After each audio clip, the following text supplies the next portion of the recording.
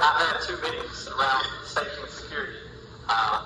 We had a Pineville meeting around safety and security, and then we had one in our district. That is a top priority in our district. It's the first thing I want to think about when I wake up, one of the last things I think about. I have 3 beautiful kids in the district, but I have 4,400 kids in the district. I have 650 staff members, and our goal is to create this safe learning environment for our students and staff to thrive in. And we have seen all the evil that's taking place across this nation. We study it. We study every component of it. We know that if you have a solid core door that's locked, you've got a better opportunity of protecting your staff and students. We know there's measures you can put in place, but we also know on the flip side, if someone wants to do evil, they can do evil. And we've got to do as much preventative measures as we can. Right now, we're really focusing on a reunification side. If we have a crisis that takes place, whatever that crisis may be, we've got to be able to respond in an organized manner. And that's been our focus. So much so we've engaged and consulted with a former FBI agent that's given us guidance on what to do. So it's important from bus routes to school safety. We have our own police force. We have an officer at every building. We work hand in hand with our local police department and our local sheriff's department. But also, you can have all these hard things in place, but what we know is our people is what's most important. If they see something, we have to say something. As you do research around all the school shootings, a lot of the times, those individuals that carried this evil act out, they have shared that with somebody, but somebody was scared to come forward for whatever reason. We've got to create an environment where you can anonymously share things. You feel confident to go to a person, and that's why we have put a strong emphasis on building relationships with all students. We can't let some students just walk through our halls for 13 years and not connect with them and engage with them. So this is something we're all passionate about. I can tell you this is something that we all fear, and we do the best we can, but we know our staff, and I feel very confident every day my 3 kids that I take to school at Petal High School, Petal Middle School, and Petal Elementary School, they're going to be in a safe environment, and our staff are going to be as diligent as they can through that process. But on the flip side of that, we all have that fear of what could happen on any given day. So we put a lot of measures in place that people don't even know about. Even our parents, some things we don't want the public to know about because those are those safe measures that we want to keep close to our vest to make sure we don't give anyone an advantage to do any harm. So that is a top priority for our district, and it's always a top concern. So I got to go to social media for a second, though. The challenge is there when people can post things that are not accurate and not true, and then we have to respond to those. It is becoming very challenging in our role. Sometimes we have adults doing the same things we educate our students not to do on a daily basis when it comes to posting things and sharing inaccurate information. And you'd be surprised how much of our time and how much administrators' time is spent on chasing rumors and things that are not accurate based on people putting things out without any form of accountability.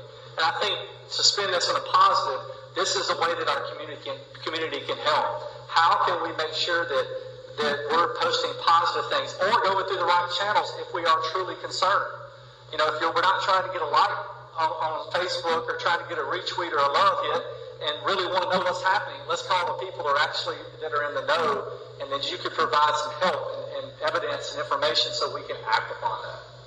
I'll second the relationship point. That's your first line of defense, and being able to create those relationships, and so that kids and staff and anyone that walks on our campus feels comfortable with coming to an administrator or an adult on campus to be able to report any suspicious activities or anything like that. That's huge.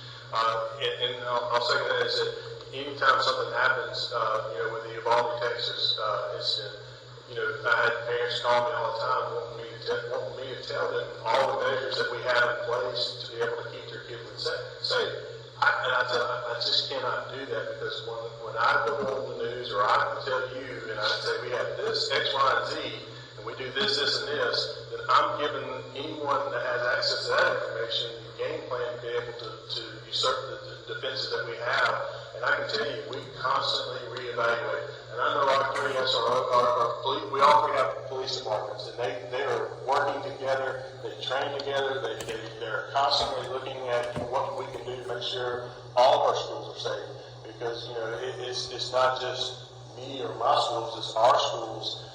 And so the tragedy hits everyone. And so I'll say we have spent an enormous amount of money in the millions of dollars here, even recently, to be able to upgrade security features, camera systems, check-ins. When no one walks on our campus unless they go through a background check. They have to have their ID and they go through a background check before they even can walk into anything other than our front offices. And so we have multiple layers of